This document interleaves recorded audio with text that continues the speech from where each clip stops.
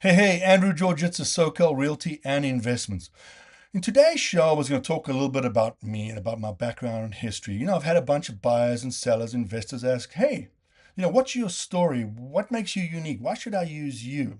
And the reality is because, hey, look, I've been doing real estate for over 15 years now, buying, selling, so on, a lot of transactions. And really, in about 10 years ago, I started my real investment strategy, my wealth building strategy. And the way I did it was I spotted this little gap. I said, hey, you know what? Here in San Diego, prices of houses are ridiculous. It doesn't make sense. But there's this gap to Temecula, Marietta, Menifee area where you can get relatively inexpensive homes, 4.3s, 3.3s, and so on. 4.3 being 4 bedroom, 3 bathroom, with a pool, blah, blah, blah. And they're like 300,000, 350,000, 400. This was back then. And I was like, man, I got to jump in here and get one of these cash flowing.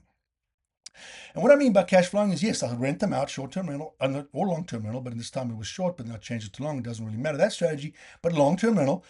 And all of a sudden, after expenses, that's after property tax, insurance, repairs, everything, I was making about 2 to 2,500 per property per month. That's about $24,000 a year. And I was like, man, this is a great strategy. And the best part is it's tax free. Yes, tax free. How? Well, because you can depreciate that house, not the land itself, but the actual structure, And also all of a sudden you're like, okay, so that depreciation goes against the income, and therefore essentially it's tax free. Yes, exactly. The schedule is 27 and a half years, sure. But basically, it becomes, very close to tax free. So I started buying another one, another one. And over the last 10 years, I've acquired 9 of these, which means I'm making $225,000 a year tax free, and never mind that that's the cash flow, right? These properties double, they appreciate every 6 to 7 years. So I'm also getting that 7 to 8% appreciation annually over the 8 or 10 years of the property. And the best part is if you decide, hey, I want to sell one of these properties, okay? Guess what? I know you'd be depreciating it, so the cost basis goes down. So if you bought it 300,000 and you're depreciating, and now it's worth 200,000 because you've depreciated and written off, and now you sell it for a million, you've got an $800, capital gains. But through something called a 1031 exchange, you can actually buy another property for $1 million, 1,000,001 to be precise, and you are tax free. I just said that right, tax free. So you don't have to pay any capital tax gains. You just reinvest it. And then you get a new depreciation schedule on that new investment. So where this really works is, let's say you're nearing that 27-year hold time, and you're like, oh man, if I don't, sell this property, I'm now going to have to pay taxes on that revenue. Guess what? Just flip it over in a 1031 exchange, get another property, and then you can start writing that depreciation off on that new property against your revenue, against your income. And so you can just keep doing the strategy and keep building your properties. And then you say, oh, well, but at some point you're going to have to pay the capital gains. And the answer is no. This is how you create generational wealth. When I pass away, I will pass my kids this investment. And the day that they get this investment, the day that I pass away, it gets reevaluated at that day's value. So let's say at that point it's worth $2 million. I bought it 300,000, right? And the tax man says, okay, here's the new value, no capital gains tax. The new value is 2 million. Now, if the kids hold on to it and they hold on to it for 10 years or whatever, and it becomes 3 million, yes, they're going to pay property tax on that $1 million, and not property tax, capital gains tax on that $1 million.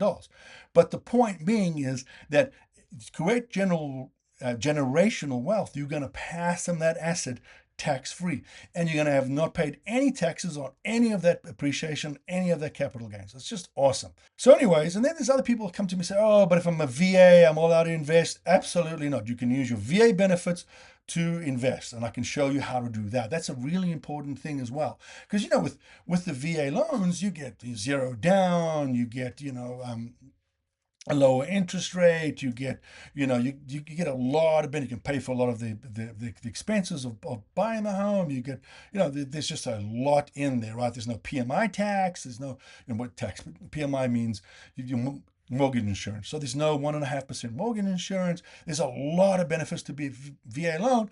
The only rule is that you technically have to live there. And I can show you how you can do that while still having an investment and cash flowing on that investment. There's a lot of strategies to this, but basically by investing, you are able to create this wealth and eventually generational wealth, right? And that's I'm showing you how. Now, the other thing is that some people say, well, you know what? I don't really have 600,000. I only have 200,000. And if I use it as a down, then I've got to take a loan for 400,000. And there's all this interest and that. And guess what? Right? You don't, because you can actually do what they call a fractional purchase. So you've got 200,000 and so do two other people. So three of you pool your 200,000 and you buy 1/3 a fraction of your first rental property. Now what happens is you're cash flowing 1/3.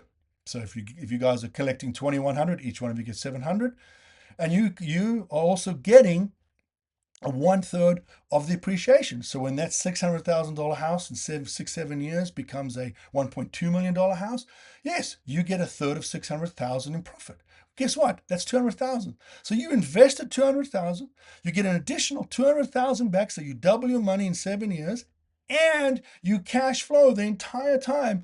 It's $700, but still, if you look at $700 over the year, it's $8,400 for a $200,000 investment. Man, that's beautiful. That's 4.5% cash flow plus the appreciation.